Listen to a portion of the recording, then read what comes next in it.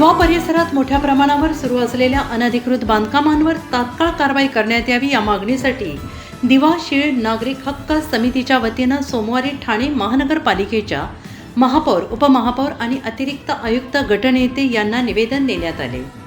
निवेदनामध्ये नमूद करण्यात आले आहे की दिवा प्रभाग समिती हद्दीत अनेक ठिकाणी मोठ्या प्रमाणावर अनधिकृत बांधकामे सुरू असल्याचे निदर्शनास येत आहे। याबाबत माननीय मुंबई उच्च न्यायालयाने दिलेल्या आदेशानुसार महानगरपालिकेने अशा बांधकामांवर कठोर कारवाई करणे बंधनकारक असतानाही काही ठिकाणी नियमांचे उल्लंघन होत असल्याची बाब समोर येते आहे। त्यामुळे नागरिकांच्या सुरक्षिततेचा प्रश्न निर्माण होत असून शहराच्या नियोजनावर त्याचा परिणाम होतो आहे। तसेच महाराष्ट्र महानगरपालिका अधिनियम तसेच राईट टू सर्व्हिस ॲक्ट 2015 अंतर्गत संबंधित अधिकाऱ्यांनी तात्काळ तपासणी करून अनधिकृत बांधकामांवर कठोर कारवाई करावी अशी मागणी समितीच्या वतीनं करण्यात आली आहे।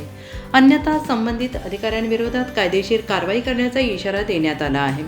यावेळी समितीचे सदस्य हिरा पाटील, ॲडव्होकेट रोहिदास मुंडे, सचिन पाटील, प्रकाश पाटील तसेच इतर सदस्य उपस्थित होते। समितीच्या वतीने प्रशासनाने या गंभीर विषयाची तात्काळ दखल घेऊन दिवा परिसरातील अनधिकृत बांधकामांवर कारवाई करावी अशी जोरदार मागणी करण्यात आलेली आहे।